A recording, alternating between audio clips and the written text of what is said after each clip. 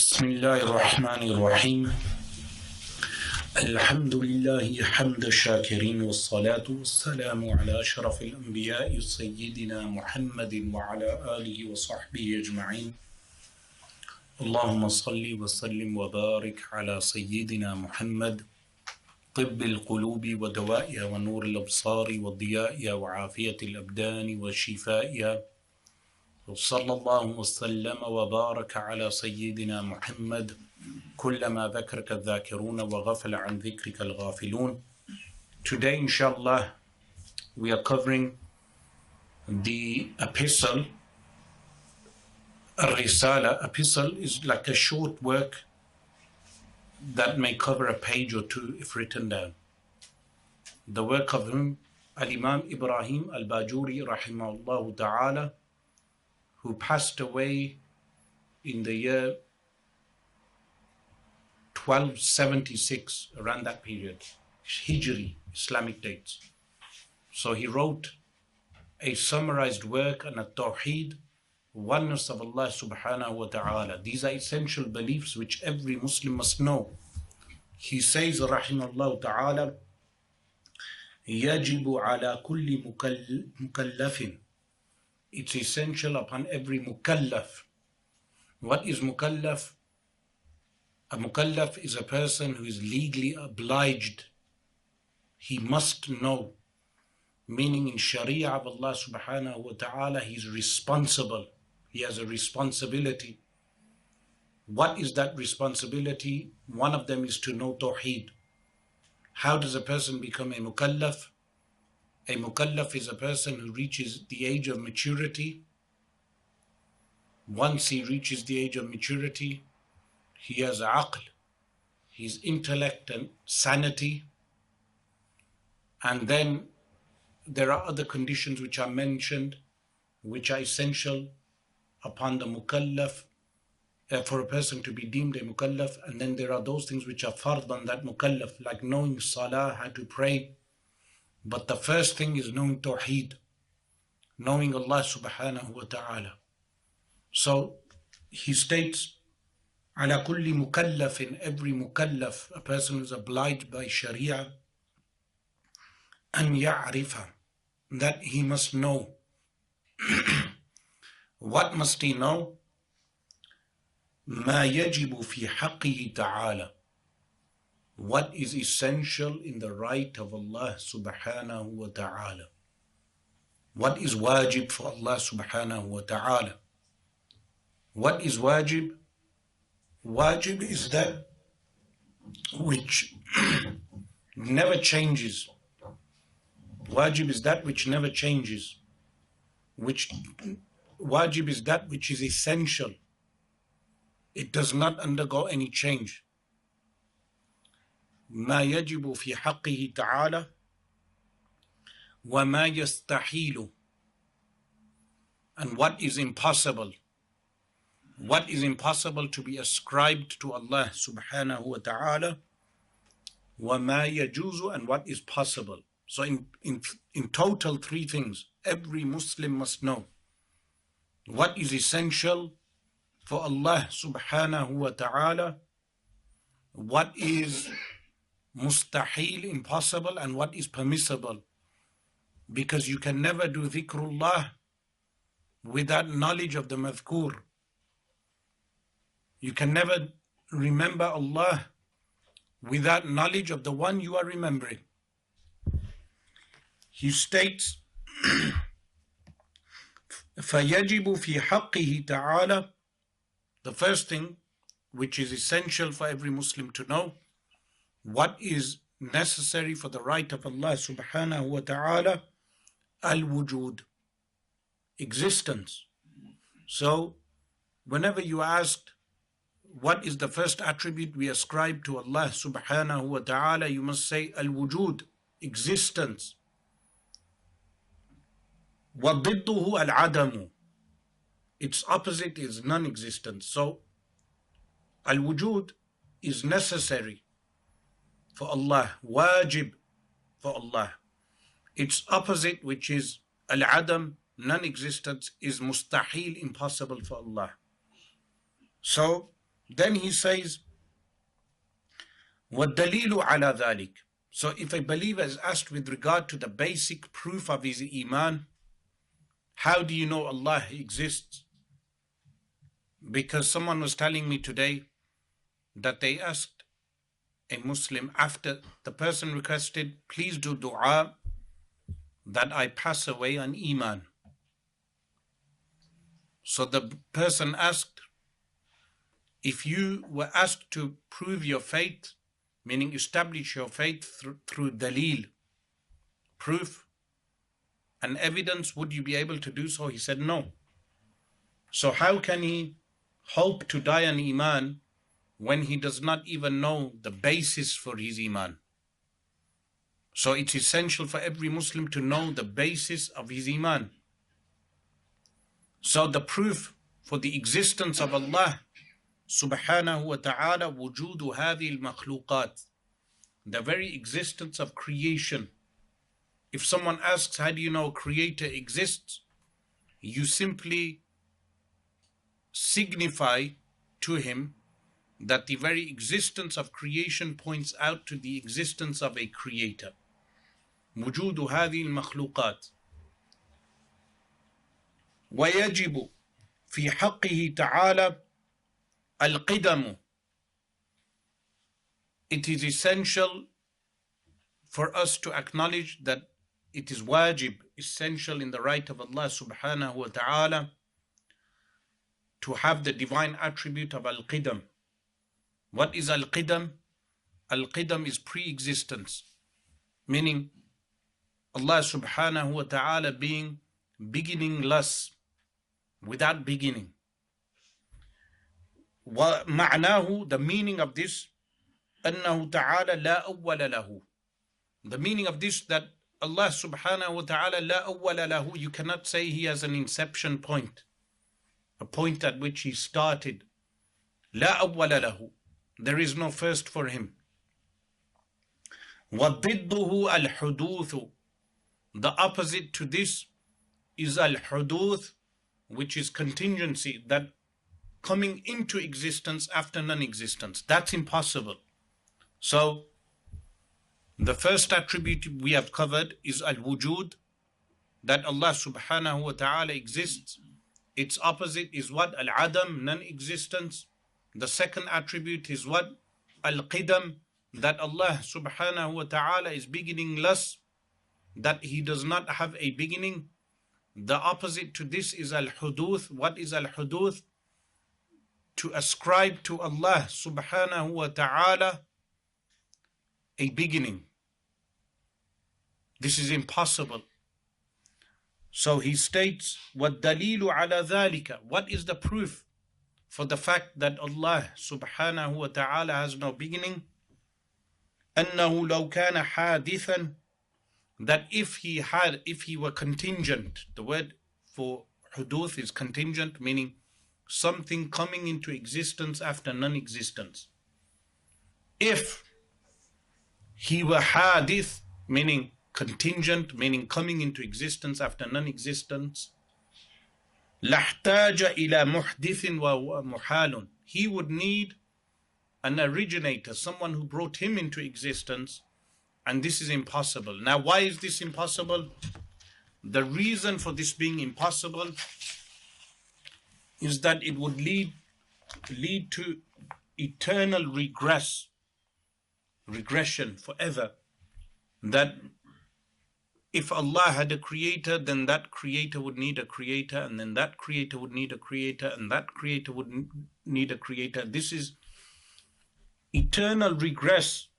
For something that's contingent is impossible. For something that has a beginning, to have something having started it or bringing it about, or the inception of it, that would entail that thing has a beginning, and then that thing has a beginning, and this goes on forever. This is impossible. So you must write down what the first attribute is, al-wujud. Its opposite is what? Al-adam. So al-wujud is existence. The opposite is what? Al-Adam, non-existence, is impossible to be ascribed to Allah.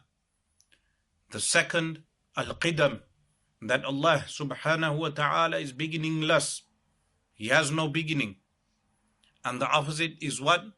Al-Huduth, that having a beginning and ascribing a beginning to Allah is impossible from the mustahil. Muhal, meaning totally impossible. The third, he states, وَيَجِبُ فِي حَقِّهِ تَعَالَى, it's essential in the right of Allah, the Most High, al-baqa'u. What is al-baqa'? That Allah subhanahu wa ta'ala is eternal in the sense that He is endless. He does not perish. وَمَعْنَاهُ أَنَّهُ تَعَالَى لَا آخِرَ لَهُ. The meaning of this is there is no end to Allah. Now some people, they ask a very basic question. They say, if paradise and hellfire are eternal, are they not like Allah? The answer is very simple.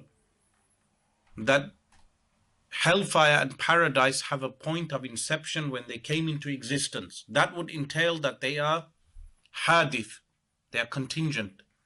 Secondly, they are sustained by Allah.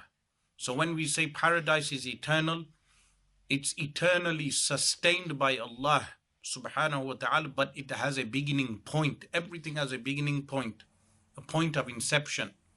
Everything in creation from the arsh and the kursi is contingent in the meaning that it had a point at which it began. The only one who has no beginning point is Allah subhanahu wa ta'ala. So he states, وَمَعْنَاهُ, its meaning is أَنَّهُ تَعَالَى لَا آخِرَ لَهُ, there is no end for him. وَضِدُّهُ الْفَنَاء, its opposite is what? Al-Fana, perishing. So you have al-Baqa, that Allah subhanahu wa ta'ala is what? Endless and eternal. The opposite is what? Al-Fana, perishing. وَالدَّلِيلُ عَلَى ذَلِكَ, the proof for that, أَنَّهُ لَوْ كَانَ فَانِيًا لَكَانَ حَادِثًا, that if we were to ascribe to Allah subhanahu wa ta'ala to be perishing, then that would mean He is hadith. Because anything that perishes, anything that finishes, it means it has a beginning point and then it comes to an end, and therefore it is contingent. وَهُوَ مُحَالٌ, and this is impossible. Because if He were perishing, that would entail He is not eternal, He is what? Hadith, contingent, and then that would lead to regression again. Continuous regression, a tasalsul, which is impossible. In the way I explained previously, that would mean He had a beginning, and the one who created Him had a beginning, and the one who created Him had a beginning to no end. And eternal regression of contingents is impossible. وَيَجِبُ فِي حَقِّهِ تَعَالَى. So far we've covered three attributes: al-wujud, al-qidam, al-baqa. And the opposite of al-wujud was al-adam, non-existence. The opposite of al-baqa was al-fana, perishing. Al-qidam, the opposite of al-qidam was what? Al-hadith, that He is contingent.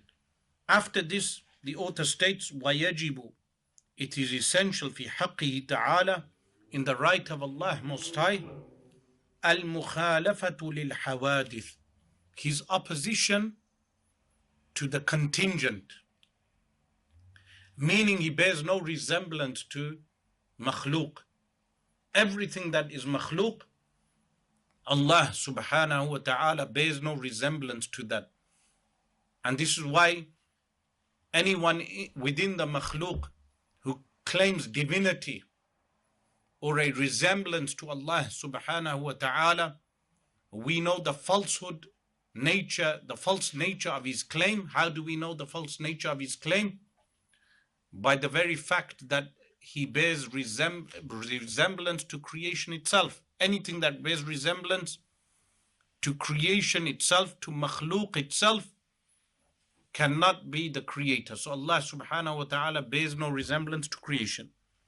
وَمَعْنَاهُ, the meaning of this would be أَنَّهُ تَعَالَى لَيْسَ مُمَاثِلًا. The meaning of this attribute is that Allah subhanahu wa ta'ala is not resembling the creation. فَلَيْسَ لَهُ يَدٌ.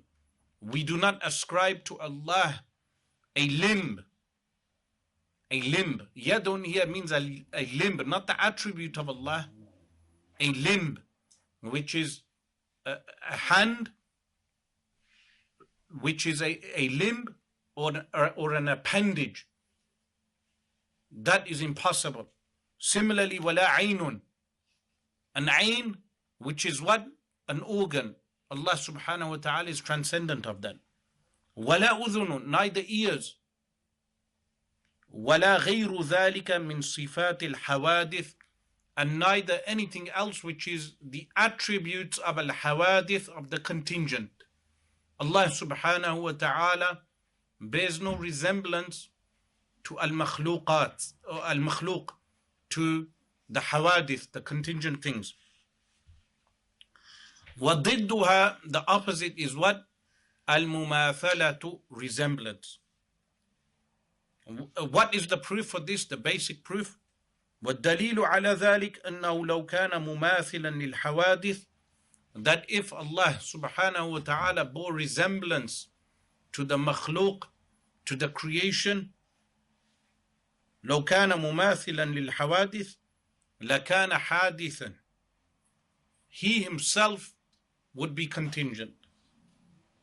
مثلها وهو محال, he would be contingent like the creation, which is impossible. Because if you make a resemblance between Allah subhanahu wa ta'ala and the creation, the makhluk, that would mean that Allah subhanahu wa ta'ala is contingent like the makhluk itself.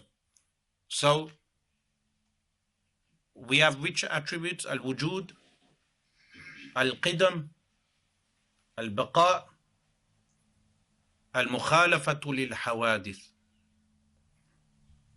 Then he states, وَيَجِبُ فِي حَقِّهِ تَعَالَى, it is essential in the right of Allah subhanahu wa ta'ala, al-qiyamu bin-nafs, being self-established, meaning Allah subhanahu wa ta'ala is not in need of anyone else. وَمَعْنَاهُ, the meaning of this attribute, أنه تعالى لا يفتقر إلى محل, Allah is not in need of a place, so you cannot ascribe place to Allah. Mahal, we do not say Allah subhanahu wa ta'ala is contained within time and place. We do not say Allah subhanahu wa ta'ala is contained within a location. So the correct creed is what? That Allah subhanahu wa ta'ala exists without time and place, because He is the creator of time and place, and He exists now as He has always been prior to the existence of time and place. You cannot say Allah subhanahu wa ta'ala created time and place and then indwelled within time and place. This is why the question, is Allah in the universe or out of the universe? This question is false. Why? Because in or out of the universe does not apply to Allah subhanahu wa ta'ala. Because in or out is the very nature of creation, being limited with parameters, with boundaries. To say in or out, the correct answer is what? Allah is as He has always been, and He remains as He is, as He was prior to the creation of the heavens and the earth. So to ask, is He in the heavens or out the heavens, this question does not apply to Allah subhanahu wa ta'ala. Similarly, ascribing direction to Allah, physical direction to Allah subhanahu wa ta'ala, is a false belief. You cannot say Allah subhanahu wa ta'ala is in this location or that location. Anything which entails that Allah subhanahu wa ta'ala is in an upward physical direction, the reason why the upward direction is mentioned in some of the Quran and some of the ahadith is because of the tajalli which is what? Manifestation of Allah subhanahu wa ta'ala in those places, as well as the divine commands of Allah subhanahu wa ta'ala descending from those areas, from the heavens, for instance. But when we read Ar-Rahmanu ala al-Arshi istawa, the merciful rose on the throne, it does not entail a physicality for Allah subhanahu wa ta'ala. It's in reference to a divine action of Allah subhanahu wa ta'ala. So we do not ascribe place to Allah subhanahu wa ta'ala. وَلَا إِلَى مُخَصِّصٍ, and neither does something make him specific. Like for someone to say he is in a location, mahal, or specify something, specifies him within boundaries or a place, spatial location, within time and place. Any of these things are not ascribed to Allah subhanahu wa ta'ala. وَضِدُّهُ, its opposite is what? Meaning the opposite to the attribute. الْإِحْتِيَاجُ إِلَى الْمَحَلِّ وَالْمُخَصِّص, needing a place or needing something to specify him in a location or boundaries. وَالدَّلِيلُ عَلَى ذَلِكَ, the proof for that, أَنَّهُ لَوْ احْتَاجَ إِلَى مَحَلٍّ, that if Allah subhanahu wa ta'ala needed a place, لَكَانَ صِفَةً, then Allah subhanahu wa ta'ala would be an attribute. وَكَوْنُهُ صِفَةً مُحَالٌ, Allah being an attribute of something is impossible. وَلَوْ احْتَاجَ إِلَى مُخَصِّصٍ, if Allah was in need of a specifier, something to specify him, لَكَانَ حَادِثًا, he would be what? A hadith, meaning a contingent. وَكَوْنُهُ حَادِثًا مُحَالٌ, him being a contingent thing is impossible. Here, some people ascribe Allah subhanahu wa ta'ala being in every time and place. So they say Allah is everywhere. This is a false belief. You cannot say Allah subhanahu wa ta'ala with that is everywhere, because Allah subhanahu wa ta'ala is free from time and place. This is a common mistake. A limb, or it does not entail appendages, or it does not entail tashbih or tamthil with makhluk, similarity to creation. We just understand it to be an attribute of Allah, a qualitative attribute of Allah. And the attributes of Allah subhanahu wa ta'ala do not entail any likeness to makhluk. Simple. What we negate is what? Limbs. What we negate is what? Resemblance to the creation. The second thing is, how do we understand certain verses or hadith, like the hadith of the slave girl, when she was asked, Ain Allah, she pointed up to the heavens, and they mentioned that she was a mute, she could not speak, this is why she pointed out to the heavens. This is to point out with regard to the loftiness of Allah. So we say, we ascribe al-fawqiyya to Allah. What is al-fawqiyya? Loftiness. If someone says Allahu fawqa al-arsh, Allah is above the arsh, we affirm this. With what meaning? Fawqiyya mutlaqa. That the fawqiyya does not entail physical location. Like, huwa al-qahiru fawqa ibadihi. He is the one who is what? Al-qahir, the one who overwhelms. Fawqa ibadihi, above his servants. Meaning fawqiyya mutlaqa. So we understand fawqiyya as being what? Fawqiyya mutlaqa, meaning not within spatial location or within time and place. These are two things to clarify, otherwise people become confused with Wahhabi ideology, or Najdiyya is a better word, what is known today as pseudo-Salafiyya, where they understand these things to be what? Literal. They understand the appendages or the limbs to be actual literal, and they believe Allah subhanahu wa ta'ala is in actual direction. This is one of the major differences between Ahlul Sunnah wal Jama'ah and the pseudo-Salafis, the claimants of following as-Salafus Salihun. In reality, they follow Abu al-Abbas Ahmad bin Taymiyyah and his Fatwa al-Hamawiyyah al-Kubra, which he wrote, which gives a direction to Allah subhanahu wa ta'ala. This is the first major difference between Ahlul Sunnah wal Jama'ah and the pseudo-Salafis.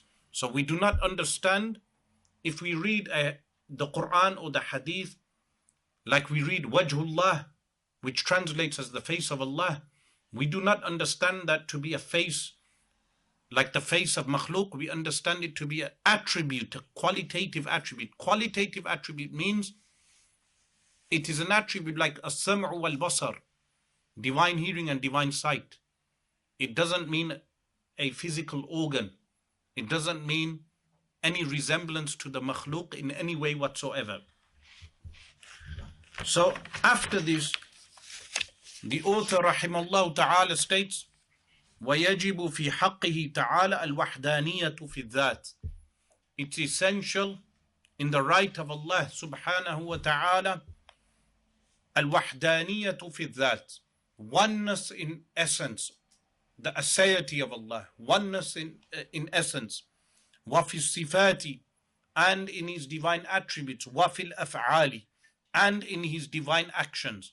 So, what do we mean by this? He says, وَمَعْنَى الْوَحْدَانِيَةِ فِي الذَّاتِ, the meaning of oneness in His essence, أَنَّهَا لَيْسَتْ مُرَكَّبَةً مِنْ أَجْزَاءٍ مُتَعَدِّدَةٍ, that the essence of Allah subhanahu wa ta'ala is not compounded. It's not made up of components, like a human being is made up of components, parts. A machine is made up of components. The universe is made up of components. The makhluk is made up of components. Allah subhanahu wa ta'ala is free from being ascribed with components. So Allah subhanahu wa ta'ala is one in essence, in adhat. So you must memorize these terms. Adhat is the adhat of Allah, is the being of Allah, or the essence of Allah subhanahu wa ta'ala. That Allah subhanahu wa ta'ala is one in His adhat, al-wahdaniyya fi dhat. وَمَعْنَى الْوَحْدَانِيَّةِ فِي الصِّفَاتِ, the meaning of oneness in attributes, أَنَّهُ تَعَالَى لَيْسَ لَهُ صِفَتَانِ فَأَكْثَرُ مِنْ جِنْسٍ وَاحِدٍ كَقُدْرَتَيْنِ وَهَكَذَا. What the meaning of oneness in attributes of sifat is that every individual attribute is one. So you cannot say, for instance, Allah subhanahu wa ta'ala, He has the attribute of qudra, divine power. You cannot say He has two qudras. So the meaning of oneness in attributes is that each individual attribute is one. So al-qudra is one, al-ilm is one, al-irada is one. Each attribute is one. You cannot say each attribute is numerous. This would be a shirk fi sifat, in ascribing numerous attributes to Allah subhanahu wa ta'ala of one nature. وَلَيْسَ, and another meaning of this, وَلَيْسَ لِغَيْرِهِ صِفَةٌ تُشَابِهُ صِفَتَهُ تَعَالَى. No one in makhluk has an attribute that resembles the attributes of Allah subhanahu wa ta'ala. You cannot ascribe the attributes of Allah subhanahu wa ta'ala to anyone in al-makhluk, to anyone in creation. So al-qudra al-mutlaqa, divine power, ultimate divine power, is only with Allah subhanahu wa ta'ala. وَمَعْنَى الْوَحْدَانِيَةِ فِي الْأَفْعَالِ, the meaning of Allah subhanahu wa ta'ala having oneness in al-af'al, in divine actions, أَنَّهُ لَيْسَ لِغَيْرِهِ فَعْلٌ مِنَ الْأَفْعَالِ, that other people do not have the actions of Allah subhanahu wa ta'ala. You cannot ascribe, for instance, khalq, creation, to the makhluk. Who creates? Only Allah subhanahu wa ta'ala. What is the opposite to this attribute? وَضِدُّهُ التَّعَدُّدُ, numerosity, being numerous. وَالدَّلِيلُ عَلَى ذَلِكَ, the proof for that is أَنَّهُ لَوْ كَانَ مُتَعَدِّدًا, that if Allah subhanahu wa ta'ala was numerous, meaning there were numerous gods, لَمْ يُوجَدْ شَيْءٌ مِنْ هَذِهِ الْمَخْلُوقَاتِ, nothing from the creation would exist. Why? Because each God would want to carry out his own will. If they do not have their own will, then they are not a separate God. Meaning the very meaning of being separate to an entity is having your own will. Here, one of the major differences between Ahlul Sunnah and the pseudo-Salafi movement, or what is known as al-Wahhabiyya, and as I said, the term al-Najdiyya is better, that they believe, and this is based on the teachings of Abu al-Abbas Ahmad bin Taymiyyah, they believe that the mushrikeen, the polytheists of Makkah al-Mukarramah, had Tawhid al-Rububiyyah. This is what they believe. Why do they believe this? Because Abu al-Abbas Ahmad bin Taymiyyah divided Tawhid into types. One of them was Tawhid al-Rububiyyah, which means Allah subhanahu wa ta'ala is the one who alone creates. The second Tawhid type he made up was Tawhid uluhiyyah, ascribing worship. So we only worship Allah alone. But he said the mushrikeen in Makkah al-Mukarramah, they knew Allah created everything alone, but they worshipped numerous gods. This was what he claimed. But this contradicts al-Quran al-Kareem. If you read numerous verses of al-Quran al-Kareem, you will find that the mushrikeen, they did not acknowledge that Allah subhanahu wa ta'ala alone created everything. There are numerous verses that demonstrate that they ascribed creation to the idols. They ascribed creation to Jesus, meaning the various faiths and false beliefs that were prevalent at the time. But what Abu al-Abbas Ahmad bin Taymiyyah claimed, that Rasulullah sallallahu alayhi wa alihi wasallam only came to preach Tawheed uluhiyyah. He only came to inform the people, worship Allah alone. You believe Allah alone created everything, worship Allah alone. This contradicts the belief of Ahlul Sunnah wal Jama'ah. Ahlul Sunnah wal Jama'ah, in accordance with the Quran, we say that the polytheists did not know Tawheed Rububiyyah, and they did not know Tawheed Uluhiyyah. If we accept this distinction, they did not know Tawheed at all. Then what happened is Muhammad bin Abdul Wahhab in the 1700s, he adopted this teaching of Abu al-Abbas Ahmad bin Taymiyyah, and he claimed that the Muslims, including the Khalifa at the time, meaning the Uthmani Caliphate, he claimed that they were engrossed in shirk, worse than the polytheists, because he said the polytheists recognized Tawheed Rububiyyah. These people, meaning the Sunnis, they do not recognize even Tawheed Rububiyyah. They are worse, because they ascribe creation, cause and effect to al-Anbiya alayhimus salatu wasalam, prophets. They ascribe cause and effect and creation to awliya'ullah salihin, the pious people. So he raised the sword and waged war against the Muslims. And this is the foundation for that. But this is false teachings. Tawheed is one Tawheed. If you nullify one type of Tawheed of whatever types he made, you nullify the other. And this teaching is actually contradicted by the teaching of Muhammad bin Abdul Wahhab is actually contradicted by al-Quran al-Kareem itself. So this is essential to know, because when people, they come across propaganda or the indoctrination of the Najdiyya movement, when they read the works of Muhammad bin Abdul Wahhab, like Kitab al-Tawhid and other works, they make this distinction. So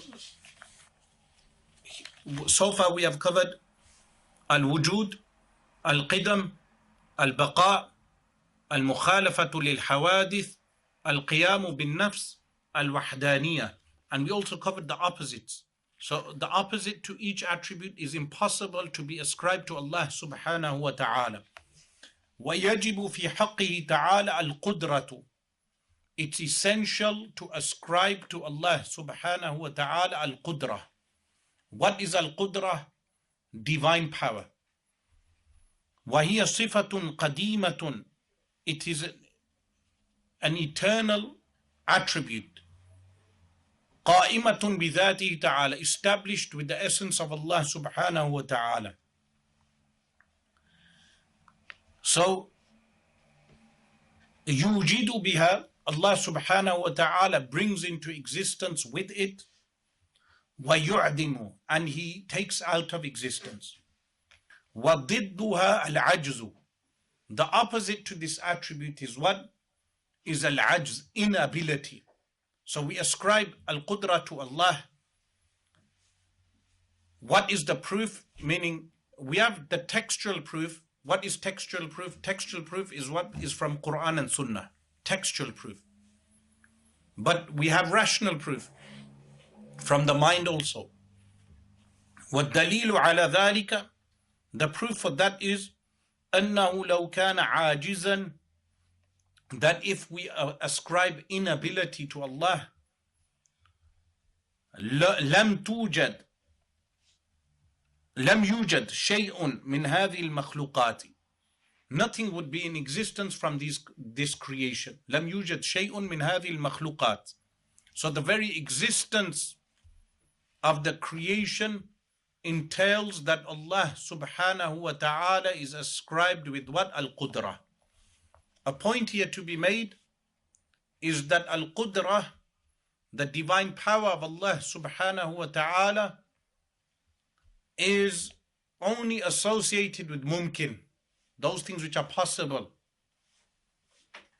So if someone asks you a question, can God make another God alongside?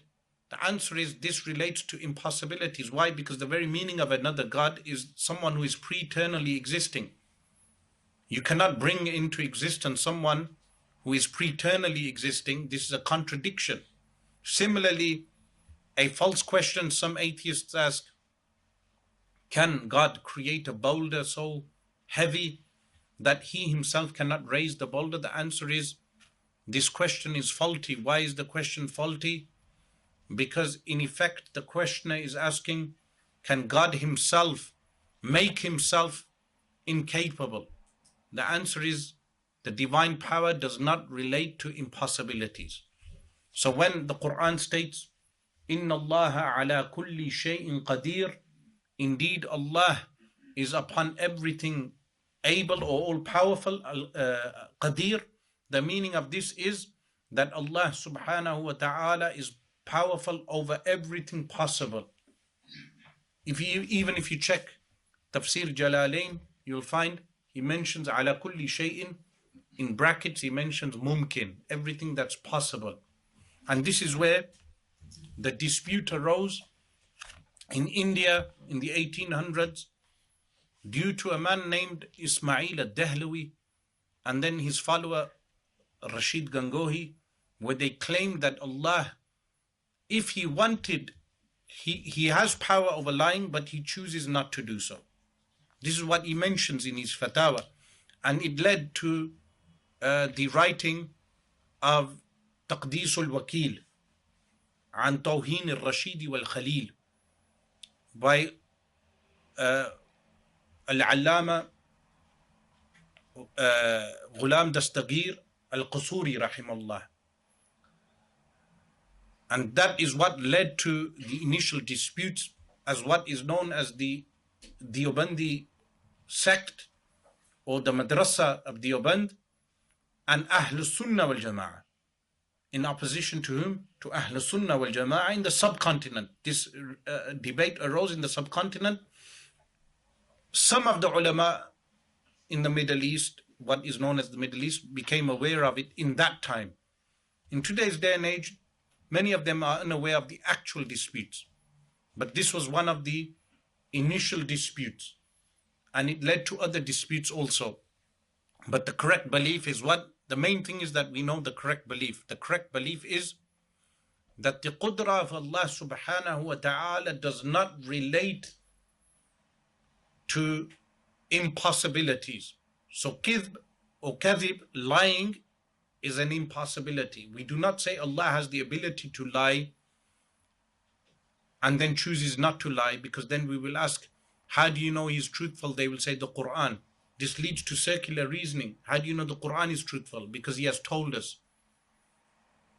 How do you know he's telling the truth? Because the Quran has told us. It leads to circular reasoning.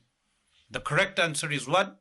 That the qudra of Allah subhanahu wa ta'ala does not relate to al-kadhib.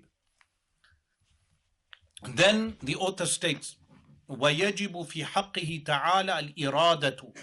It's essential to affirm in the right of Allah, the Most High, al-irada, will. What is will? وَهِيَ صِفَةٌ قَدِيمَةٌ. An eternal attribute, قَائِمَةٌ بِذَاتِهِ تَعَالَى, that is established with the essence of Allah subhanahu wa ta'ala. يُخَصِّصُ بِهَا الْمُمْكِنَ بِالْوُجُودِ. He specifies with it and brings into existence with it the possible things. Or bil-wujud, bringing them into existence, or bil-adam, or non-existence. So the al-irada, the will of Allah, only relates to that which is possible. The will of Allah only relates to that which is possible. Or bil-ghina, or making someone rich. Or bil-faqri, or making them poor. Or bil-ilmi, or with knowledge. Or bil-jahli, or with ignorance. Ila ghayri dhalika. وَضِدُّهَا الْكَرَاهَةُ. The opposite to this is disdain or dislike. Meaning Allah disliking for something to happen and it happens. This is impossible. Everything happens with the divine will of Allah subhanahu wa ta'ala. وَالدَّلِيلُ عَلَى ذَلِكَ.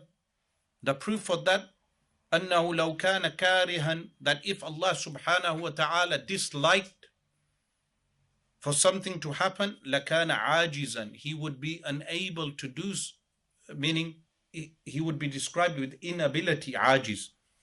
وَكَوْنُهُ عَاجِزًا مُحَالٌ. Allah subhanahu wa ta'ala being described as what? عاجز. عاجز is impossible.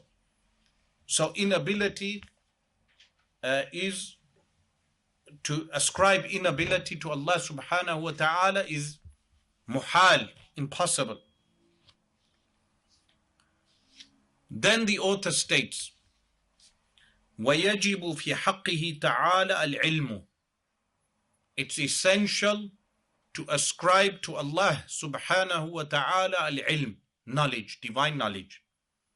وَهِيَ صِفَةٌ قَدِيمَةٌ. It is an eternal attribute, قَائِمَةٌ بِذَاتِهِ تَعَالَى, which is established with his divine essence. يَعْلَمُ بِهَا الْأَشْيَاء. By which he knows things. Meaning, al-ilm is what we refer to as sifa kashifa. It uncovers the unknown. It uncovers the unknown. So he states, وَضِدُّهَا الْجَهْلُ. The opposite to this is ignorance. وَالدَّلِيلُ عَلَى ذَلِكَ. The proof for that is أَنَّهُ لَوْ كَانَ جَاهِلًا. That if Allah subhanahu wa ta'ala were described as jahil, لَمْ يَكُنْ مُرِيدًا. Then he would not be what? Willing. وَهُوَ مُحَالٌ. What this means is that if you say Allah subhanahu wa ta'ala has no knowledge, then this means everything that is created has come into existence without the knowledge of Allah subhanahu wa ta'ala. This is what? Impossible. Meaning he would have no will in such a case. So, after this, the author states, وَيَجِبُ. So far we have covered, if we recap the attributes, which you must memorize. Al-wujud, al-qidam, al-baqa, al-mukhalafatu lil-hawadith, al-qiyamu bin-nafs, al-wahdaniyya. What else? Al-qudra, al-ilm. And now we reach the attribute of al-hayatu. وَيَجِبُ فِي حَقِّهِ تَعَالَى. It's essential in the right of Allah subhanahu wa ta'ala, al-hayatu, divine life. وَهِيَ صِفَةٌ قَدِيمَةٌ قَائِمَةٌ بِذَاتِهِ تَعَالَى. It is an attribute that is eternal and established with the essence of Allah the Most High. تُصَحِّحُ لَهُ, it validates for him, أَنْ يَتَّصِفَ بِالْعِلْمِ وَغَيْرِهِ, that he can be described with knowledge and other attributes. مِنَ الصِّفَاتِ وَضِدُّهَا الْمَوْتُ, the opposite to this is death. So by this we know crucifixion is impossible, because, and the falsehood of Christianity, because in Christianity they ascribe death to God. So death would entail that God loses his attributes, divine attributes. قَائِمَتَانِ بِذَاتِهِ تَعَالَى, established with the essence of Allah the Most High. يَنْكَشِفُ بِهِمَا الْمَوْجُودُ, what becomes uncovered with them is the existent. Whatever exists in creation becomes uncovered. When we say Allah subhanahu wa ta'ala is all seeing and all hearing, it means all seeing and all hearing of color also. For instance, he hears colors. Human beings, they won't hear colors. So the attribute of hearing and seeing is linked to everything in existence, not just to sound waves. So human beings, their hearing is limited. وَضِدُّهُمَا, the opposite to as-sam'u wal-basar, divine hearing and divine sight. As-samamu wal-'ama is muteness or deafness, samam, wal-'ama, blindness, meaning this is impossible to be ascribed to Allah subhanahu wa ta'ala. وَالدَّلِيلُ عَلَى ذَلِكَ قَوْلُهُ تَعَالَى, the proof for that is the saying of Allah the Most High, وَهُوَ السَّمِيعُ الْبَصِيرُ, yet he is all hearing and all seeing. وَيَجِبُ فِي حَقِّهِ تَعَالَى الْكَلَامُ, it's essential to ascribe to Allah subhanahu wa ta'ala divine speech. Now what is the divine speech? An attribute of Allah subhanahu wa ta'ala that is al-qa'ima bidhati, established with his essence. وَهُوَ صِفَةٌ قَدِيمَةٌ, it is an eternal attribute. قَائِمَةٌ بِذَاتِهِ, that is established with his essence ta'ala. لَيْسَتْ بِحَرْفٍ وَلَا صَوْتٍ. So this is the position of Ahlul Sunnah wal Jama'ah, that the Kalamullah, which is the divine attribute, is not ascribed with letter and voice. What do we mean by this? The actual attribute which is qa'ima bidhat. So when Musa alayhi salam spoke to Allah subhanahu wa ta'ala, what happened? Allah subhanahu wa ta'ala removed the veils from his ears, that he was able to hear the divine speech, which is the attribute. But this also means that the attribute is also heard not only with the ears, it's heard with everything. Because the divine attribute is different to human speech. Human speech is composition of voice, a voice box, and a tongue and teeth. The divine attribute is an attribute with Allah subhanahu wa ta'ala. So this would mean on the Day of Judgment, when all the servants are standing, everyone will individually talk to Allah. How will they all be able to individually talk? Allah subhanahu wa ta'ala will unveil for them according to their capacity and according to what is revealed to them. Unveil to them what? The divine attribute of al-kalam. وَضِدُّهَا الْبَكْمُ, the opposite is what? Muteness, being unable to speak. وَهُوَ الْخَرَسُ, meaning muteness, dumbness. وَالدَّلِيلُ عَلَى ذَلِكَ قَوْلُهُ تَعَالَى, the proof for the divine speech is the saying of Allah the Most High, وَكَلَّمَ اللَّهُ مُوسَى تَكْلِيمًا, and Allah the Most High spoke to whom? To Musa alayhi salam, taklima, with divine speech. So we affirm kalamullah for Allah subhanahu wa ta'ala.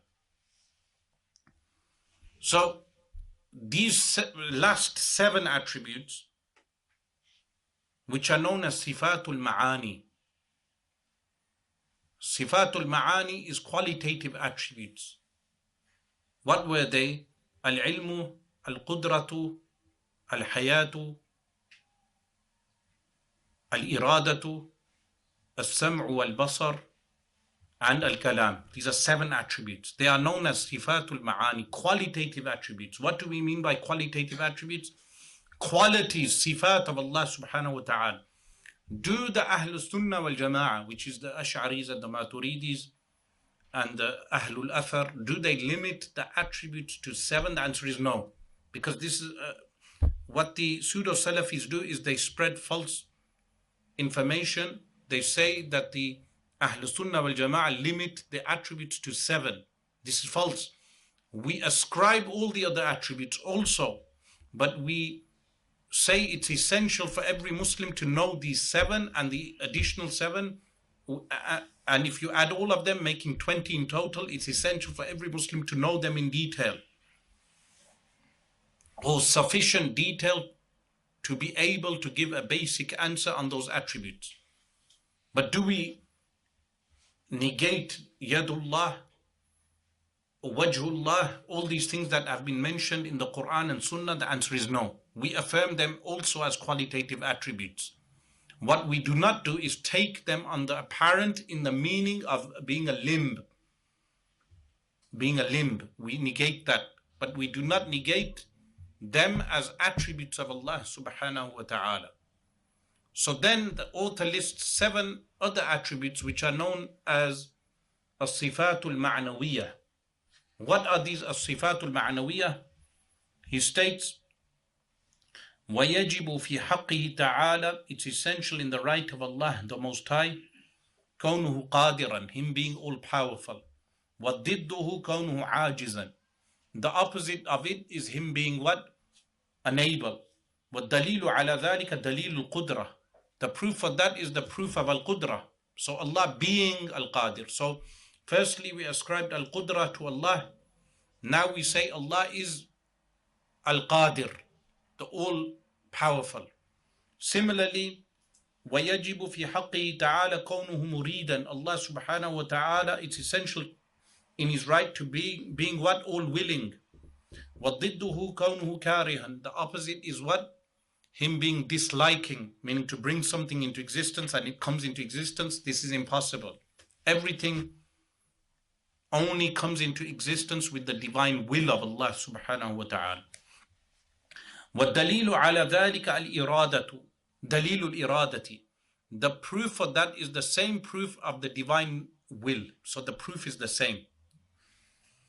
وَيَجِبُ فِي حَقِّهِ تَعَالَى كَوْنُهُ عَالِمًا, it's essential in the right of Allah the Most High, Him being what? عَالِمًا, being all-knowing.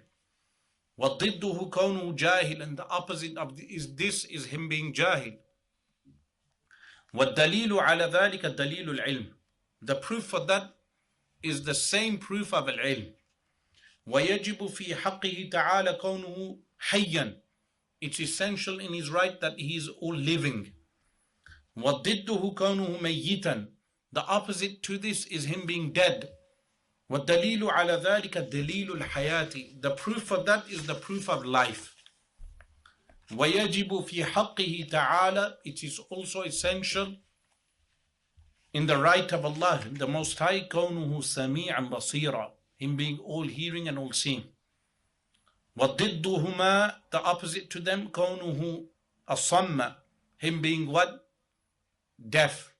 وَكَوْنُهُ أَعْمَى, Him being what? Blind. وَالدَّلِيلُ عَلَى ذَلِكَ دَلِيلُ السَّمْعِ وَدَلِيلُ الْبَصَرِ, the proof for that is the proof of hearing and seeing that we've already covered.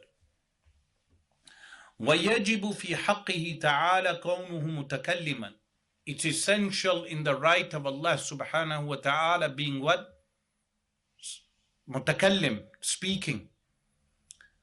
وَضِدُّهُ كَوْنُهُ أَبْكَمًا, the opposite to that is Him being what? A mute.